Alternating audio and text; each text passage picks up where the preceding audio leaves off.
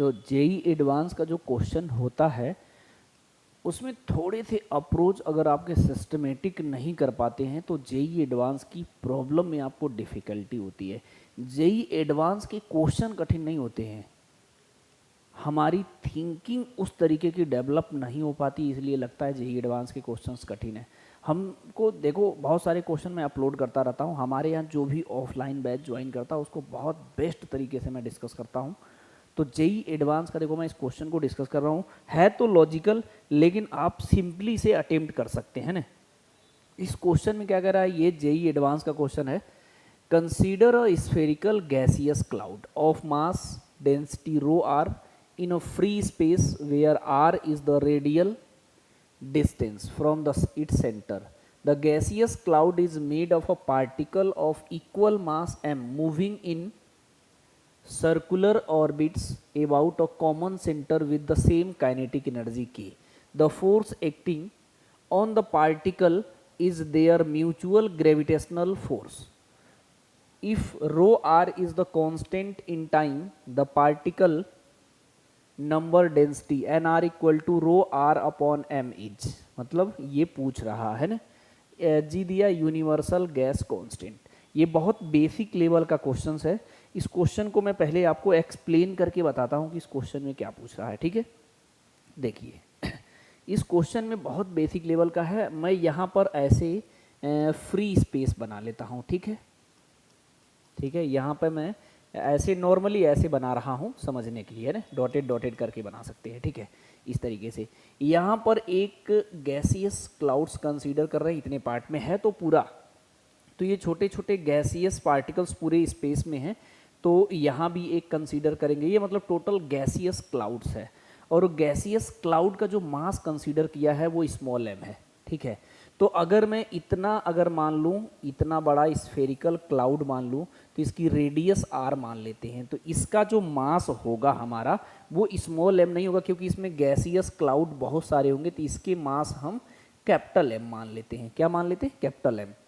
इसकी खासियत क्या है, जैसे जैसे स्फेरिकल क्लाउड्स बड़ा करेंगे तो ये मास हमारा चेंज होगा, यानी मास चेंज होगा with respect to radial distance. मेरी बात समझ रहे हो? और ये क्लाउड्स है जो v स्पीड से सर्कुलर पाथ में क्या करेगा, घूमेगा, इसका मास m है, तो इसकी बोला है कि काइनेटिक एनर्जी जो होगा वो कांस्टेंट होगा। क्या होगा? कांस्टेंट होगा। तो कह रहा है कि ये जो डेंसिटी है रो आर अपॉन एम, इसकी वैल्यू पूछा है सिंपल। ऑप्शन में सिंपल टिक करना है।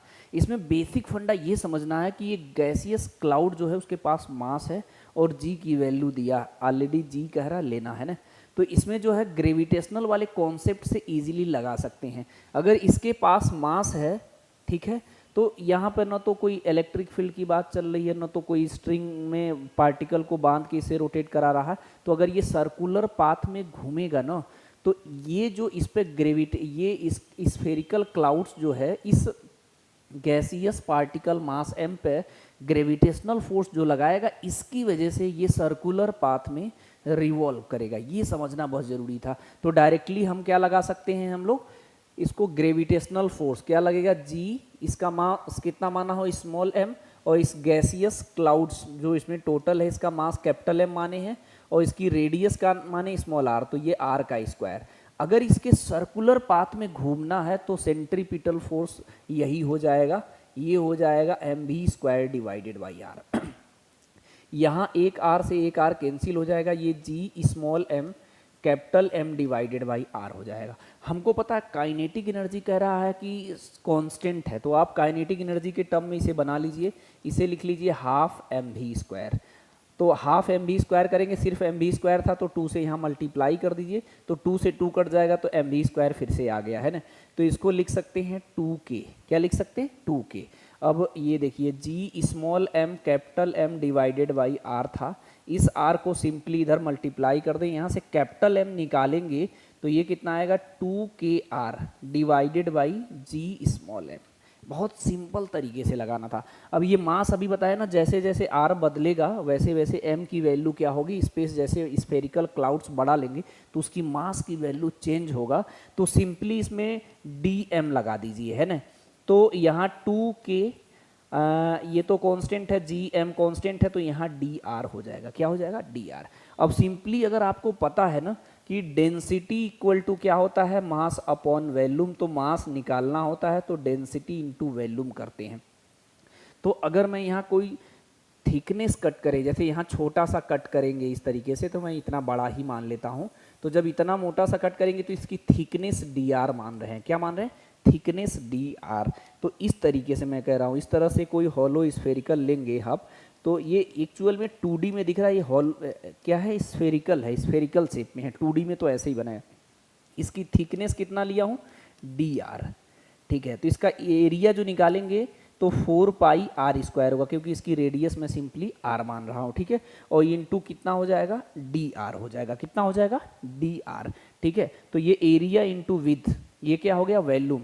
और इसमें डेंसिटी से मल्टीप्लाई कर देंगे, डेंसिटी यहाँ रो आर ले रहा है, तो ये इसका डी एम हो जाएगा। तो सिंपली यहाँ रखना है, तो ये हो जाएगा 4 पाई आर स्क्वायर, उसके बाद d r into rho are equal to कितना हो जाएगा? 2k d r divided by ji small m. ये क्या हो रहा है? इसमें डी आर से डी आर कैंसिल हो गया है, सिंप्लीफाई करके ऑप्शन मैच कराना है।